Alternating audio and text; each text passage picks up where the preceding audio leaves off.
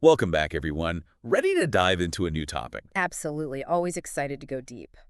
This time we're tackling railway economics, which, let me tell you, gets way more interesting than it sounds. We're talking ticket prices, those big high-speed rail projects, the works. A lot of people think it's just about the cost of moving a train from A to B, but it goes so much deeper than that. Exactly. And luckily, we've got this document we're digging into that lays out all these wild factors most people don't even consider. It's about choices made decades ago, the physical landscape, government policies. It all ties together. Oh, for sure. Right off the bat, this source dives into railway construction costs. And some of this stuff is mind-blowing. Like, did you know that needing a bunch of tunnels and bridges can, double or even triple the cost per kilometer of a new line? Yeah, geography plays a huge role. Mountains, rivers, dense cities, you can't just lay tracks straight through. Those tunnels and bridges. Engineering marvels, but they come with a hefty price tag. Makes sense when you put it like that. And it's not just the obvious stuff.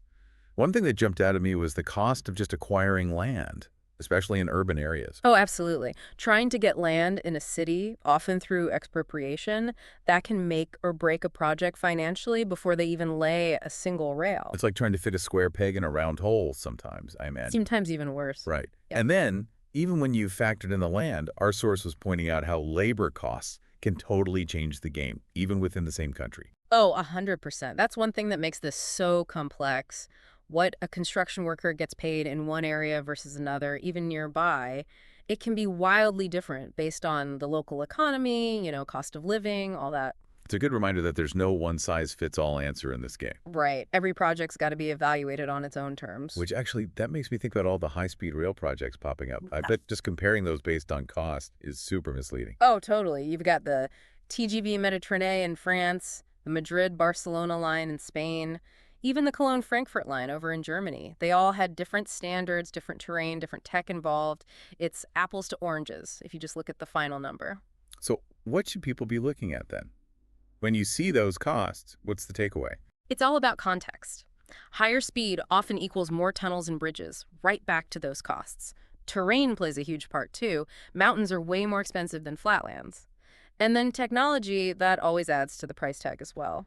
So it's not as easy as just slapping down some track and calling it a day. There's more to it than that, right? Way more. And honestly, the construction cost is just the beginning. Once you've got those shiny new tracks down, the real challenge begins, keeping them running. Which is a whole other section in this document, right?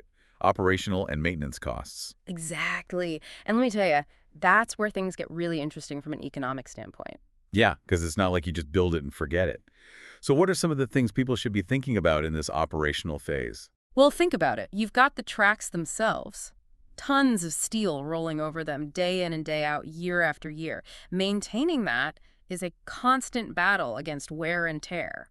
Oh, yeah. I never really thought about that. It's a lot of pressure and friction and everything else. Absolutely. And then there's the electrification system, if you have one, which obviously needs its own specialized maintenance. You can't exactly just call any electrician when you're dealing with high-speed rail. Right. Got to be specialists for that. And what about those tunnels and bridges? I bet those are their own beast entirely. Oh, you bet. Constant inspections, maintenance to prevent any structural issues. You're talking about massive structures exposed to the elements, constantly vibrating from trains. It's a full-time job just keeping those safe and operational. It's kind of amazing how much goes on behind the scenes that we never even think about as passengers, Totally. And even beyond the physical infrastructure, you've got all the technology involved. Traffic management systems, signaling, communication networks, all of that needs constant upkeep and inevitably replacement as technology advances.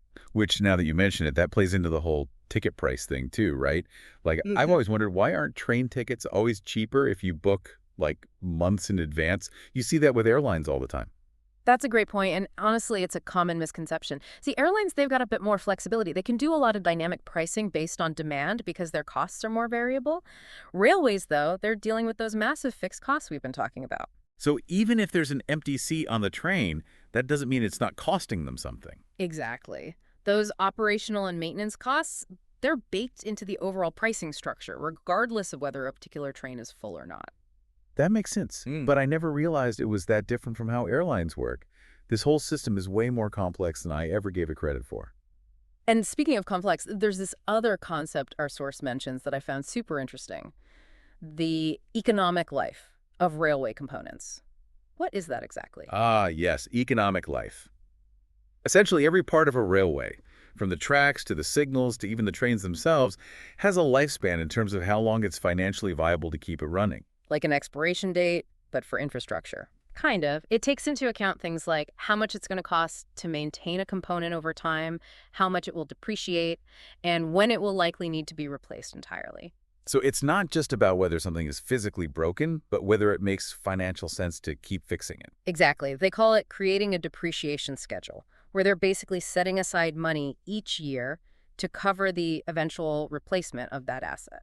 Wow, so it's like they're planning decades in advance for when a piece of track or a signal is going to reach the end of its useful life. Precisely. And that long-term view, that's a big part of what sustainability and infrastructure is all about. It's about recognizing that the decisions made today during the construction and operation of a railway have financial repercussions for years, even decades to come. It's wild to think about how much planning goes into something most people just take for granted, Like, I get on the train, it takes me where I need to go. I don't really think about what went into making that happen. It's a testament to how well designed these systems are, ideally at least. Right. And speaking of how these systems work, we haven't even touched on the whole passenger ticket side of things. Ah, yes. The age-old question: Mhm. how much should a train ticket cost? And it's way more complicated than I thought it was, honestly. Our source, they go into this thing called public service obligations, which I'd never even heard of before. Right. It's something a lot of people don't realize factors into ticket prices. Essentially, these are obligations placed on railway operators, usually by governments, to maintain certain routes, even if those routes might not be profitable on their own. So, like, if there's a train line that's really important for a rural community, but it doesn't get a lot of passengers, they might still have to keep it running. Exactly. It's about recognizing that sometimes the social value of a train line outweighs the purely economic considerations, connecting communities, providing transportation options for people who might not have cars, that kind of thing. It's like the train isn't just a business, it's a public service, too. Right.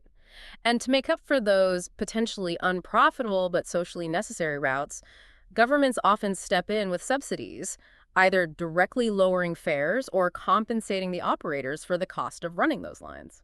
Interesting. So it's like a balancing act between keeping the trains running and making sure everyone has access, even if it's not the most financially sound approach. Yeah. And our source points out how different countries kind of grapple with this balance in their own ways. The UK and Germany, for example, they seem to be more on the side of letting market forces do their thing. So more like, if a route isn't making money, maybe it shouldn't exist. In a nutshell, yes. The idea is that by letting less profitable routes go, they can focus resources on the ones that are in higher demand, making the system more efficient overall. I can see how that would appeal to people who like things streamlined and efficient, but it also seems like it could leave some people stranded. That's the trade-off. It's not without its downsides. Critics argue that it can disproportionately impact rural communities and those who rely on public transportation the most. So a lot to consider there. And then on the flip side, it seems like France is much more on board with keeping fares low and making sure everyone has access to rail travel. That's right. Public transportation, especially rail, it's almost seen as a social right in France. They're willing to invest a lot of taxpayer money to keep those fares down and make sure it's a viable option for everyone, regardless of their income level or where they live. It's interesting how these different philosophies play out in practice. So Yeah. we've got these different approaches to passenger travel, but what about the other side of things? Freight transport. Is that a whole other economic ball game? It is. With passengers, you've got all these social factors, public service obligations, things like that. Freight transport, on the other hand, it's all about competition, specifically competition with road transport. Because, let's be real, if a company can just throw something in a truck and get it across the country quickly, why would they bother with trains? Exactly. Speed and cost, those are the big ones. Our source talks about how railways are constantly having to adapt and innovate to stay competitive in a world that's increasingly obsessed with efficiency. So how are they doing that? What are some of the strategies? One solution that's been gaining traction is the idea of dedicated freight corridors.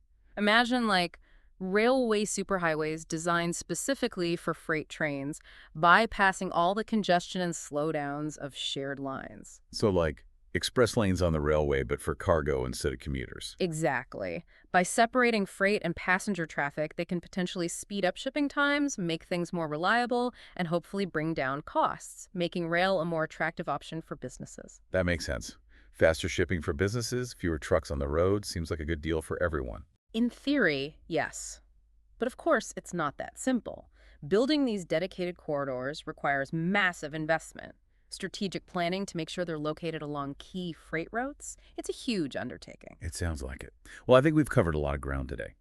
We dove deep into the intricate world of railway economics, from the mind-boggling costs of laying down those first tracks to the complexities of keeping those trains running on time and making sure people can actually afford to ride them. It's a system full of fascinating trade-offs and challenges, constantly evolving to meet the demands of a changing world. Absolutely. Big thanks to our source for this deep dive, by the way, packed with fascinating insights. And thanks to all of you for joining us. We'll catch you on the next one.